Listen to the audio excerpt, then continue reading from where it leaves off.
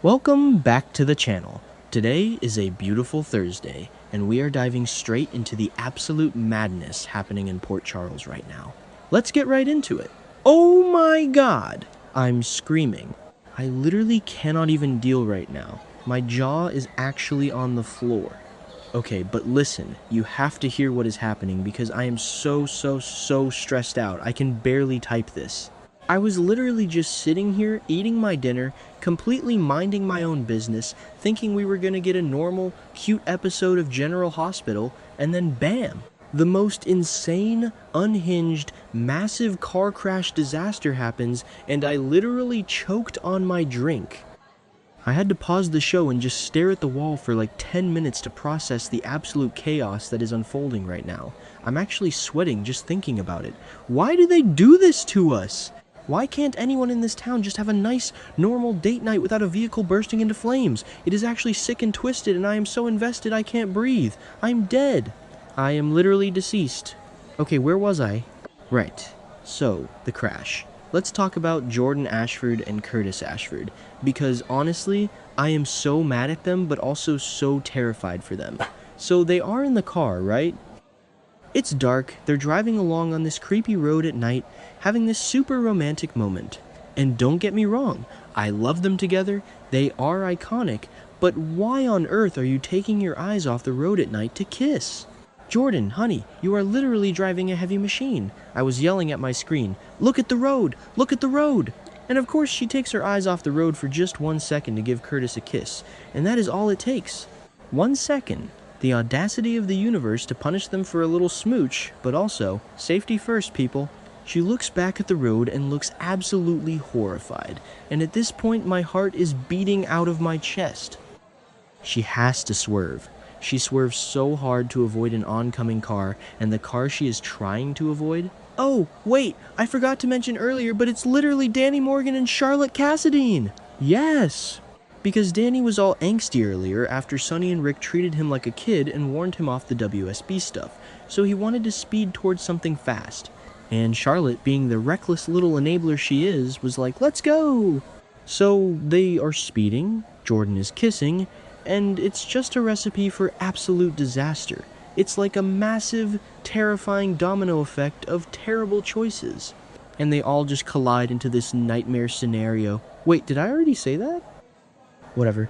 Anyway, there is also the whole Brooklyn Quartermain factor. Brooklyn was drinking wine before Dante called her to Charlie's pub for Gio's performance, so she might have been driving tipsy. What if she veered over the line, causing Charlotte to swerve into Jordan's path? It is so wild to think about how many people are involved in this one single moment. But Jordan swerves, and the car goes off the road, into the branches beneath a railing, and the engine is literally on fire. The car is in flames. I'm calling it right now. This is going to end badly. I mean, we saw the promo, we saw the flames, and it is horrifying. Jordan and Curtis are trapped in this mangled, burning wreck, and Curtis might be hurt, but Jordan was behind the wheel, so she is going to take the absolute brunt of the impact. I can't even stomach the thought of it. Jordan has been through so much, she does not deserve to be crushed in a fiery metal death trap. At this point, I am pacing around my living room because the anxiety is too much. She is going to be in such dire straits when this crash fully unfolds. But wait, it gets even more insane, because guess who else is out driving on that exact same dark, creepy road? Carly and Valentine Cassadine! I'm not even kidding. Carly gets this super disturbing phone call at home, probably from Danny panicking because he and Charlotte just caused a massive wreck and Carly just drops everything. She spills the shocker to Valentine, and they jump in the car and race down the road. Which is insane, by the way, because Valentine is literally a wanted WSB fugitive. He is supposed to be hiding at Carly's house. Jack Brennan is already sniffing around and about to blow their whole vengeful, sizzling alliance wide open, and now Valentine is out in the open, risking his freedom. So Carly and Valentine pull up to the crash site, and it is a complete nightmare. They see the car, they see the flames, and now they have this massive moral dilemma. If they stop to help, if they pull Curtis and Jordan out of the wreckage, Valentine is going to be seen. The cops and the ambulance are going to show up, and Valentine will be hauled right back to Steinmauer prison. But they can't just keep driving, they aren't monsters. So, of course, Carly is going to attempt to intervene, and Valentine is going to help her.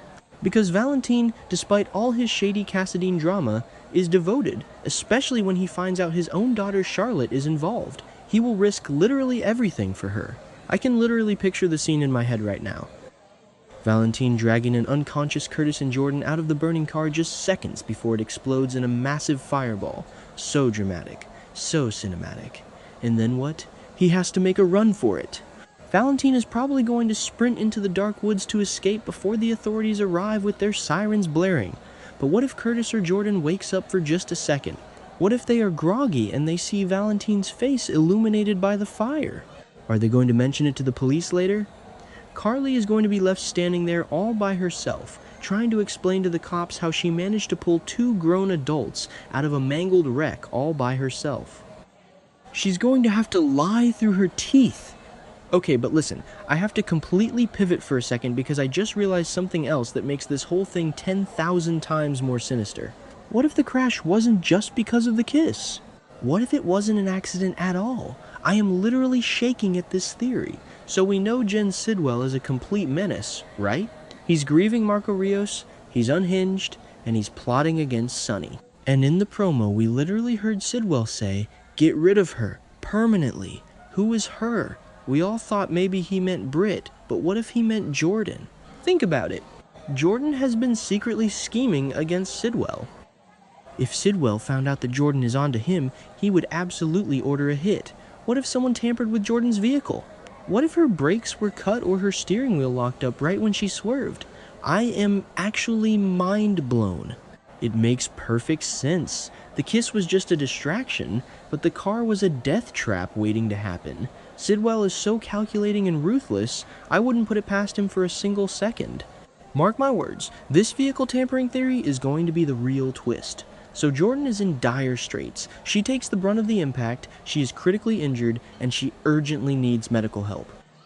And this brings me to April 8th, which is when things get even more complicated. Spoilers say Isaiah Gannon is going to take on the challenge of keeping a secret for someone. And I'm calling it right now. That someone is Carly. Carly is going to entrust Jordan's care to Isaiah at the hospital. She's going to pull him aside in the chaotic ER and be like, "Listen, you have to omit my name from the rescue narrative." And Isaiah is going to get dragged into this massive cover-up. And speaking of Isaiah, we have to talk about his mental state right now because the poor man is struggling. He is a brilliant surgeon at GH, but he literally just lost Marco Rios. Isaiah is carrying so much trauma from that. He is determined not to lose another patient. He refuses. And now, Jordan Ashford, someone he actually knows and cares for, is wheeled into his oar, fighting for her life. The stakes are astronomically high. Isaiah is going to be sweating bullets trying to put Jordan back together again. He is going to find himself responsible for her critical procedure, and the pressure is insane. And don't even get me started on the absolute most terrifying part of this whole medical crisis, Jordan's kidney. Did everyone just forget that Jordan had a kidney transplant? Because I didn't. I remember everything. Jordan only has one working kidney, and it's a transplanted one. If she took the brunt of the steering wheel or the dashboard to her abdomen during the crash, that kidney could be severely compromised. I am literally hyperventilating just thinking about it. If her one transplanted kidney is damaged, she is in deadly danger. Her body could go into total failure. She could need another transplant, or she might not even survive the surgery. This isn't just a broken leg. This is a catastrophic, life-threatening internal injury. The writers are actually trying to give me a heart attack. I can't even handle the stress of this medical drama. She needs to get it together. I swear, she has to pull through. Meanwhile, on April 9th, we are going to see Curtis completely engulfed in despair. And honestly, my heart breaks for him just thinking about it. Curtis loves Jordan so much. They were literally just laughing and kissing in the car, and now he is sitting in those uncomfortable hospital chairs, covered in soot, just waiting for updates on her chances of surviving this dreadful situation. He is going to be out of his mind with anxiety. He's going to need his loved ones so badly. Stella, Portia, Trina, they're all going to have to rally around him. Wait, can we just talk about the irony of Stella organizing a whole family nursery decorating project at Portia's house right before this happens? They were all so happy. Stella was giving Curtis the good news. And now, All that happiness is going to be shattered by this horrific situation. Curtis is going to be so terrified that Jordan's kidney is failing and that she's going to die. It is honestly too tragic for words. But you know who else is going to be there? Laura Collins. Yes, the Queen herself. Laura is going to show up at the hospital to support Curtis, because that's what Laura does. But Laura is also incredibly smart. She's not just going to sit there and cry. She's going to start asking questions. Laura is going to look at the details of the crash, and she is going to suspect foul play. She's going to be the one to say, "Wait a minute, a simple swerve shouldn't have caused the car to burst into flames like that." If Laura discovers that Jordan's vehicle might have been tampered with, she is going to go on a warpath, and if she traces it back to Jen Sidwell, oh my god, Sidwell won't know what hit him. But regardless of how the truth comes out, the immediate reality is that Jordan is hurt, she is in critical condition, and her life is hanging by a thread. I am going to be glued to my screen, probably yelling at the TV the entire time. Pray for the kidney, you guys! Seriously, pray for the kidney! I just keep remembering all the other interconnected pieces of this chaotic night. Like, Lulu Spencer is already heading to the ER with Rocco because Isaiah did that secret house call and confirmed Rocco's hand is severely infected. So Lulu is going to be standing right there in the emergency room when the paramedics burst through the doors wheeling in her own daughter, Charlotte, from the crash. Can you imagine? Lulu is going to absolutely lose her mind. Both of her kids having massive medical emergencies at the exact same time on the exact same night? She is going to freak out. And Dante is going to be there too, grilling people, trying to find out what happened. The hospital is going to be absolute bedlam. It's like everyone in Port Charles is converging on this one location and it's going to explode. And where is Valentine during all this hospital chaos? He's probably hiding in the bushes outside the emergency room, watching through a window in the rain or something dramatic, completely torn apart because he can't go inside to check on Charlotte or Jordan without getting arrested by the cops who are swarming the place. He's going to be so conflicted and panicked. And Carly is going to have to be his go-between, sneaking outside to give him updates while desperately dodging Jack Brennan. Because remember, Brennan is already furious and about to discover Carly's secrets. He is probably marching down the hospital corridors right now, looking for her to confront her about their alliance. Carly is literally juggling a fugitive, a fiery crash cover-up, an angry WSB agent, and a critically injured friend all at once. Seriously, the sheer volume of drama happening in this one single night is unprecedented. I don't know how the doctors at GH are going to handle it, and I don't know how we are going to handle it as viewers. You've got Isaiah trying to save Jordan's transplanted kidney while battling his Marco Rios PTSD. You've got Carly lying to the authorities and forcing Isaiah to keep her secret. You've got Curtis sobbing in Laura's arms while Laura plays detective. You've got Sidwell potentially sitting in his creepy Windermere lair, smirking because he thinks his hit on Jordan was successful. It's too much! It's actually too much! I need everyone to prepare themselves emotionally because these next few episodes are going to destroy us. Someone is not walking away from this unchanged.